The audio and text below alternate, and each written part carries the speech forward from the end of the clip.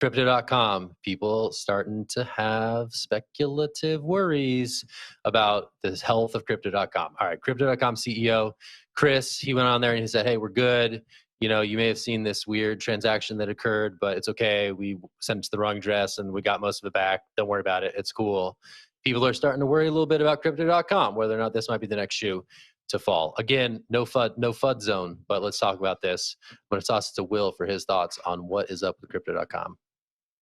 Yeah, we don't know anything yet, and this is something I really want to zero in on. It's the fact that we don't know anything until we know something. The only reason we found out about the FTX stuff was because of the excellent reporting work by Ian Allison. We don't have anything like that for Crypto.com. So no matter what Twitter's saying, they're pulling up screenshots of various exchange profiles. We don't have anything yet. That being said, it's always good to do due diligence. Everyone is under the microscope right now. All these exchanges are being looked at over and over again, and for good reason, right? FTX just blew up. It's the third largest exchange in the world. So you got to be careful. Crypto.com has a lot of the things that people are worried about. They had a huge sponsorship with the Los Angeles Lakers, their stadium. They purchased that during the bull run. The user numbers are dropping off a cliff, and there's been some other things going on with a transfer of Ether to Gate.io, another exchange, and then that money going right back to Crypto.com after an audit. So you start looking at these things, you start wondering, well, maybe there's something going on here. Again, we don't know, but it is questionable. And I think it just brings you back to one of the key values of Bitcoin and crypto, which is it's not your keys, not your coins. So don't trust an exchange. Exchanges are places where you buy crypto and then move that crypto onto yourself. If you don't know how to hold it yourself, there are platforms out there that can do it for you in a managed custodial solution. That's pretty safe. It's not as safe as holding it yourself in most cases. But I think that's really what we're looking at right now when we're looking at exchanges. Yes, another exchange could go belly up. There could be more pops. We'll probably see a few more, honestly, before the end of this bear market. But right now, I think most people should just be thinking about how can I custody my own Bitcoin or my own crypto. Wendy, I'll throw it up to you for your take. So I did remove my funds from Crypto.com. I believe it was November 11th. I did a video and let my audience know. And I like Crypto.com. I really, really like their platform. I love their app. I love the card. I've been using it since 2019. But at the same time, I also understand what type of market we're in. We're in a market to where it's a lot of volatility. Things are getting shut down left and right. There's a lot of problematic behavior. And we still do not have proof of reserves or Miracle Tree to showcase what funds these exchanges actually have. So me as myself, I'm looking at this, I'm like, you know what? I think it might be a good idea to sell some stuff for a loss, move it over to Bitcoin, Ethereum stables, and just get it off. And I don't see a problem with that. I think that if these exchanges do have all the reserves that they're claiming that they are, then it shouldn't be a problem for them. Yes, I do understand that, it's not a very popular thing, but at the same time, we are in crypto. We're supposed to be operating in a true decentralized economy and taking responsibility for our own action. So with that being said, I like Crypto.com. I think it's a great platform that they have. I've used it since 2019. But right now, I just don't feel comfortable with any trading funds on different exchanges right now. I went ahead and mitigated risk, and I let my audience know what I was doing.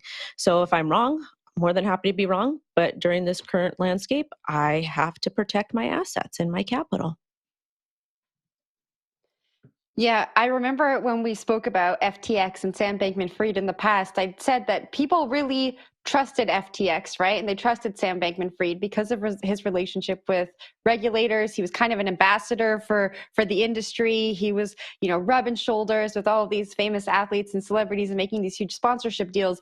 And I think that this has really affected the way that we are going to see CEOs and large crypto companies moving forward. So unfortunately for crypto.com, I think that, everyone has lost trust in these exchanges, and Kris is going to have to show that he actually has those reserves, like Wendy's saying. I know in the article he said that there is an audit underway, and so we should have some information from that audit soon. But my immediate question is, when was the last audit, and why can't we see anything? Like right now, we're trusting you, and just a week ago, Sam Bankman-Fried was telling us your assets are fine, everything is fine, and we've watched everything blow up. So unfortunately, I think there are a lot of people who are going to have to pay for the mistakes of FTX. And the only way that we're going to start to be able to gain that trust that this entire industry is based on is when we start to see these audits and we start to see those proof of reserves.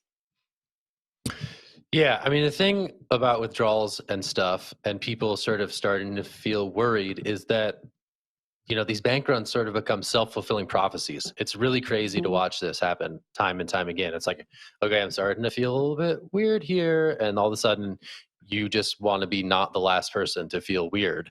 And I think we're seeing a lot of that. And I think it is good to sort of stress the need for self-custodying these assets.